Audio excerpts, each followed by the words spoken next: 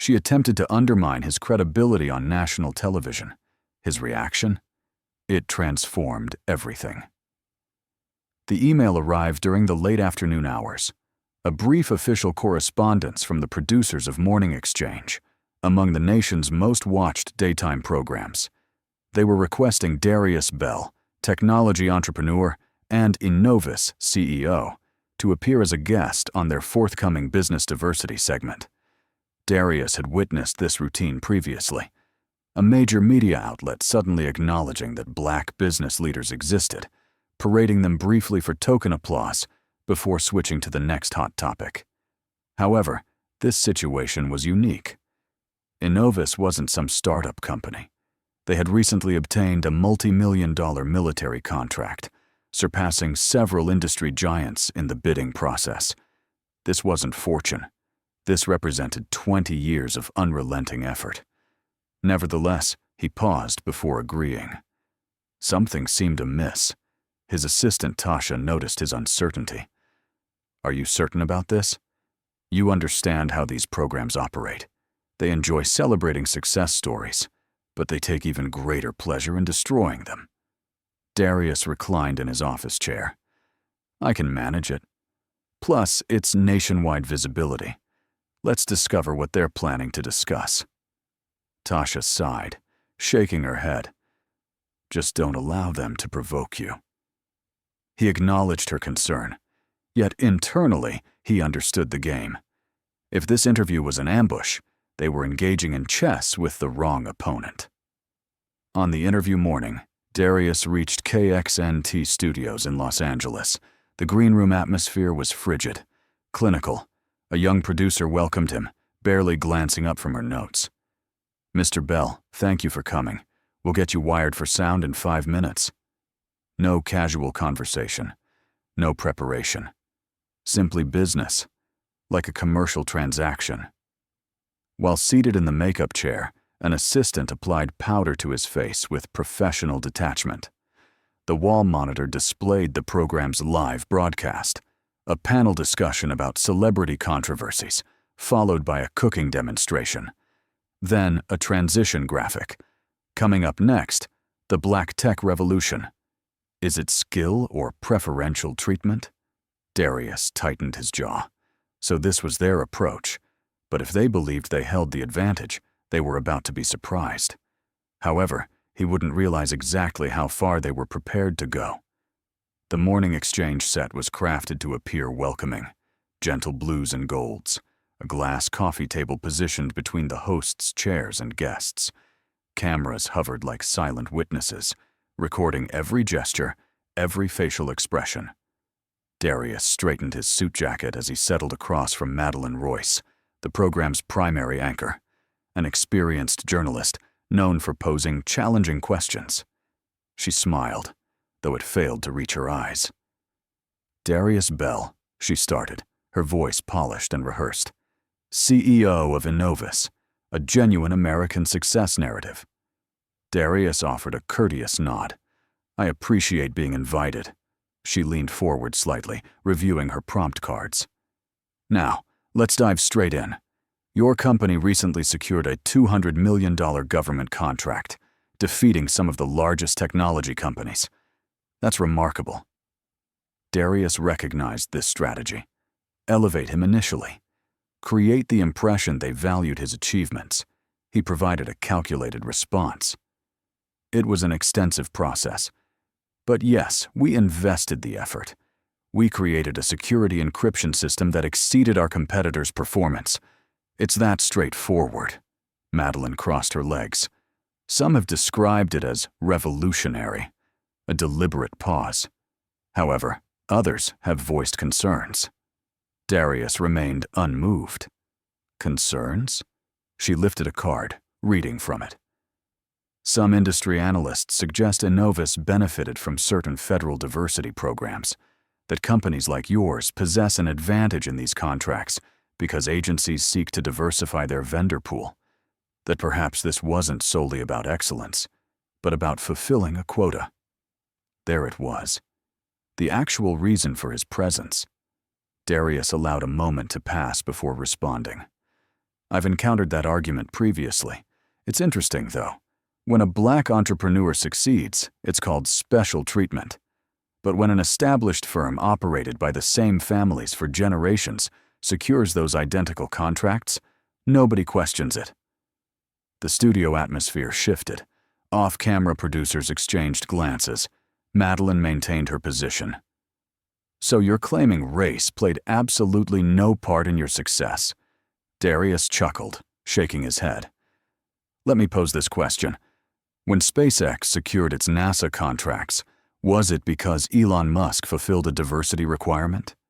When Jeff Bezos obtained government contracts for Blue Origin, was it due to his background?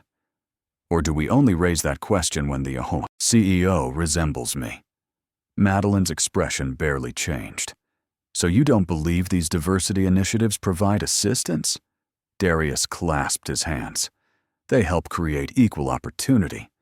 But what people fail to understand is the playing field was never equal from the start. But Madeline wasn't finished yet. She had another strategy prepared. Madeline's smile became sharp like a concealed blade. She glanced at her prompt cards, then returned her attention to Darius. Well, Darius, let's discuss that playing field you referenced, she said, her tone shifting from polite interest to something more calculating. You were raised in Birmingham, Alabama. Single mother, public education, worked your way up from nothing. That's inspirational. Darius nodded slowly, sensing the direction of her questioning. Madeline continued. But here's what some might question. How does someone without an Ivy League education, without deep family connections, advance from a struggling community to securing contracts that billion-dollar corporations couldn't obtain? She allowed the question to hang in the air. The implication was obvious. How did you reach this position? Did someone manipulate the system? Darius tilted his head slightly, as if carefully considering his response. It's called effort, Madeline. Some of us don't have inherited wealth or exclusive club networks to rely on. So we construct from the foundation up. Madeline nodded as if she understood him, but she wasn't truly listening. But surely you received assistance along the way, she insisted. Perhaps a mentor, a program, something that provided you with additional support. Darius breathed out quietly. Yes. Assistance came through working 3 jobs while pursuing my engineering degree. Assistance came through sleeping in my office while developing my first software prototype because I couldn't afford housing. That's the assistance I received. Her lips compressed for a brief moment. The producers positioned behind the cameras were fully engaged now. Madeline shuffled her prompt cards again. And yet some would contend that black entrepreneurs today have more opportunities than ever. That programs like affirmative action, minority business grants, and government incentives exist specifically to open doors that weren't available decades ago. Darius leaned forward slightly, placing his elbows on his knees. You know what's amusing? When a black business owner succeeds, people always inquire about which programs assisted us, but nobody asks which established bank helped finance a white-owned startup. Nobody questions which family connections secured their Stanford admission or which golf partner invested in their company. He allowed that to resonate for a moment before continuing. The reality is, success isn't distributed through some lottery system.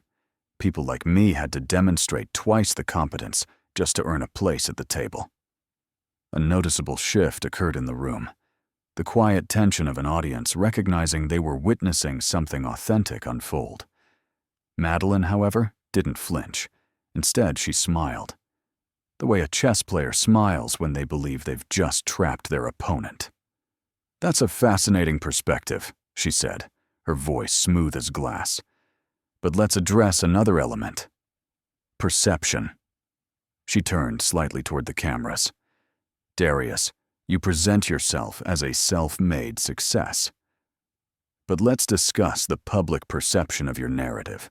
Some argue that black entrepreneurs receive unfair advantages regarding media coverage, that the story of overcoming adversity is more marketable than the thousands of white business owners who work equally hard but don't receive the same headlines. Darius released a quiet chuckle. Oh, so now we receive excessive attention. Madeline maintained her polished smile, but a slight shift in her posture revealed her surprise. She wasn't expecting him to laugh. You're suggesting that in a world where 90% of Fortune 500 CEOs are white men, where major technology funding still overwhelmingly supports white-owned startups, the real problem is that people like me get too much media coverage. Madeline tucked a loose strand of hair behind her ear. I'm simply noting that in today's environment, some people feel there's pressure to emphasize diversity over pure merit. Darius exhaled, shaking his head. Merit. Right. He glanced briefly at the cameras, then back at her. Let me ask you something, Madeline. Do you genuinely believe that if I wasn't exceptional at what I do, I'd be sitting in this chair right now? Her lips parted slightly, but before she could respond, he continued. You think I reached this position because I played the diversity card? Or do you think I got here despite everything designed to exclude me? The silence in the room was more powerful than any of her previous questions. But Madeline wasn't finished. Not yet. Because she had one final card to play, the one designed to break him. Madeline took a slow breath, shifting in her seat just enough to appear casual. But Darius noticed it, a crack in the facade. She glanced at her prompt cards again, then set them aside. This next part, she wanted to deliver directly. Darius, she said, tilting her head slightly.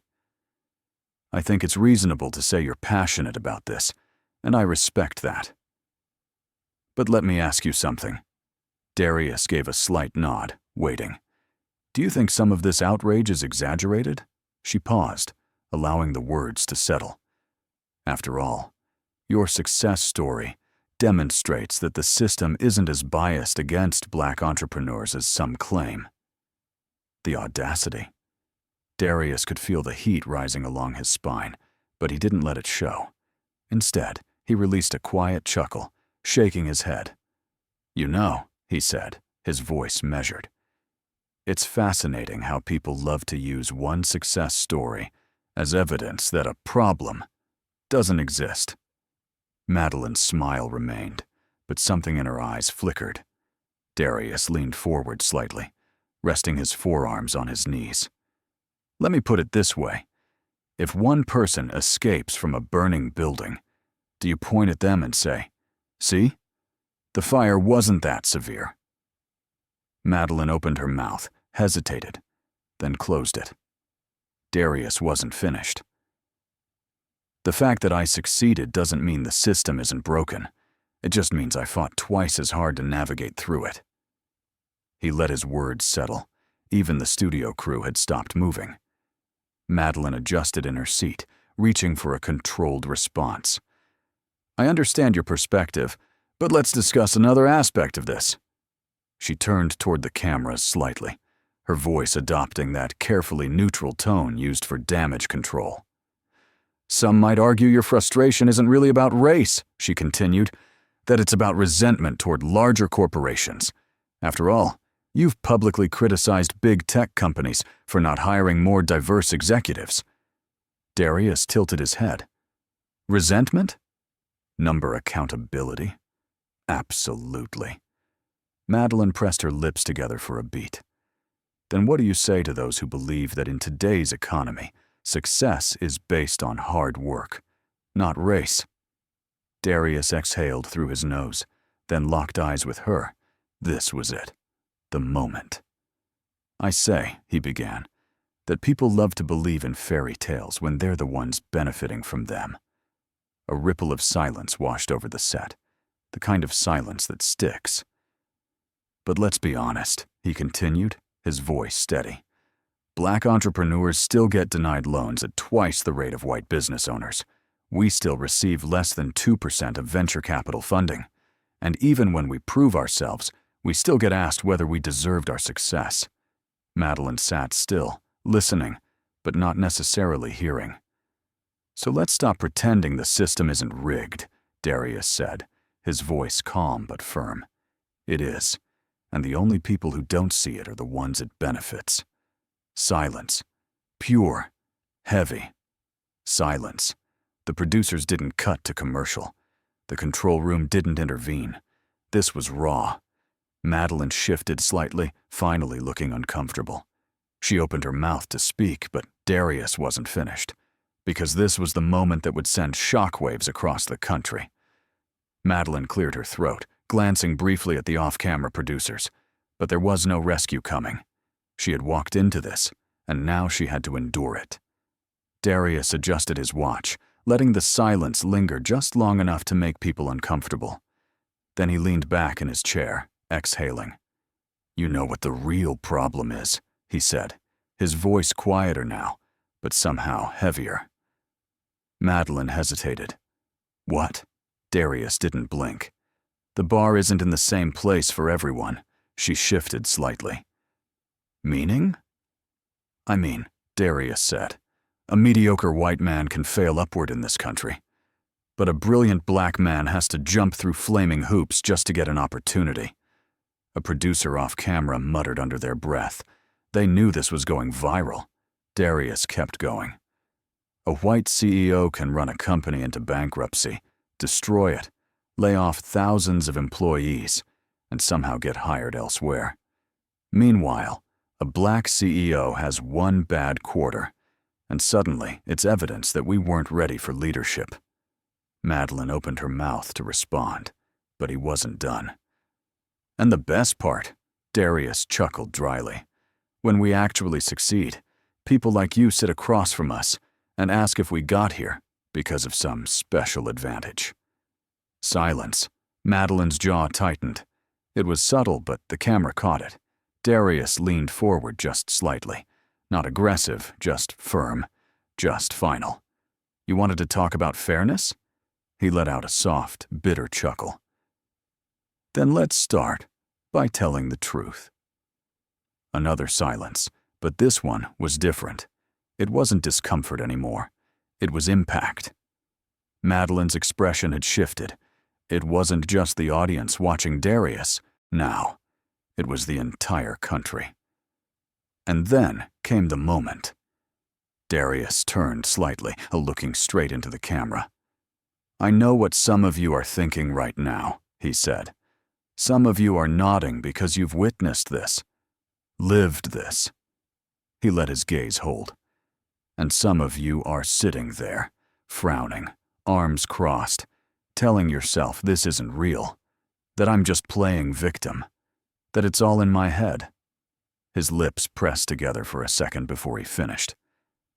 "But deep down, you know I'm right." The studio was silent. No one breathed. And then, "All right, we need to take a quick break." The producer's voice crackled over the speakers. Madeline forced a polite smile. "We'll be back with more after this." The cameras cut, but the damage was done. Within an hour, clips of the exchange were everywhere. But the real storm was only beginning. The clip hit social media like a wrecking ball. By the time Darius was in his car, his phone was exploding. Texts, missed calls, notifications flooding his screen. Twitter was on fire. Darius Bell just exposed the media's bias on live TV. This was powerful. Absolute truth hurts, doesn't it? The way he looked into the camera and called out America, chills, had to be said. Darius Bell was right. But not everyone saw it that way. Here we go again. Another successful guy pretending to be oppressed. Cry me a river. Stop the victim mentality. This guy just proved why people don't like hiring activists. Play the race card all you want. Hard work speaks louder. Merit matters. Cable news picked it up within the hour. Some called him brave. Others called him angry and divisive. By lunchtime, Morning Exchange released a carefully worded statement. "We value open dialogue and diverse perspectives. While today's discussion became more intense than expected, we stand by our commitment to fair conversations." Darius laughed when he read it. Fair. Right. His assistant Tasha called him, her voice half laughing, half exasperated. Do you realize you just set the internet on fire? Darius rubbed his temple.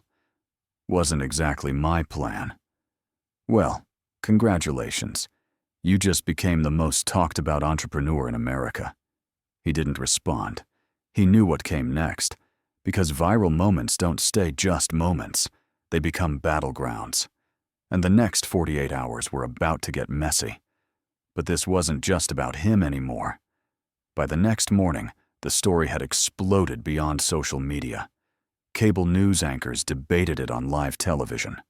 Opinion pieces flooded every major publication. Everyone had an angle.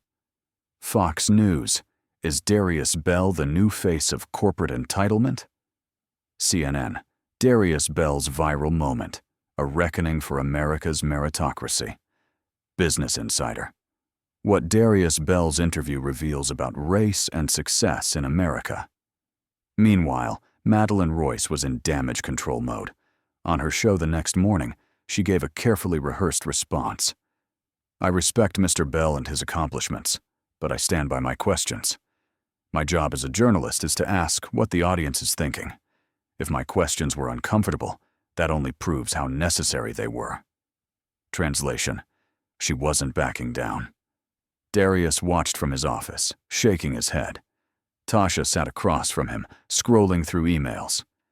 You know, she said, we just got a flood of new investor inquiries. People want to work with us. Darius smirked. Let me guess. The same people who ignored us last year? Tasha shrugged.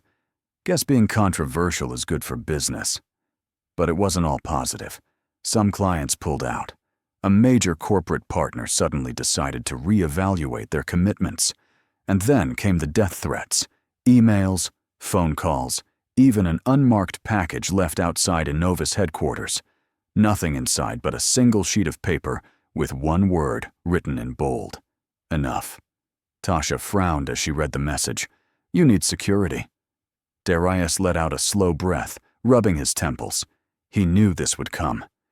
Any time a black man speaks too boldly, too unapologetically, this is the cost. But backing down was never an option. And now he had a decision to make. Would he let the backlash silence him? Or was this just the beginning of something bigger? Darius sat in his office, staring at the city skyline through the floor-to-ceiling windows. The past 72 hours had been a whirlwind. Praise, backlash, threats, opportunities. He thought about his younger self, the kid from Birmingham who had to fight for every inch of success, the one who watched doors slam in his face while others walked through without knocking. And now, here he was, at the center of a national debate he never asked for, but one he couldn't ignore. Tasha entered, her expression unreadable. We just got an offer. Darius raised an eyebrow. From who? She set a folder on his desk. A network. They want you to do a televised special. A one-on-one deep dive about race, business, and the system. Darius exhaled. So now they want to listen. Tasha smirked. Seems like it. Then, after a beat, what do you want to do? He leaned back in his chair, thinking. He could walk away, let the noise die down, get back to business. Or he could use this moment, not for clout, not for attention, but to say the things nobody wanted to hear. Darius picked up the folder, flipping through the proposal. Then he set it down. He looked at Tasha. Tell them I'll do it. Her eyes widened slightly. You sure? He nodded. Yeah. But on my terms. Because if the system was going to put him under a spotlight, he was damn sure going to control the narrative.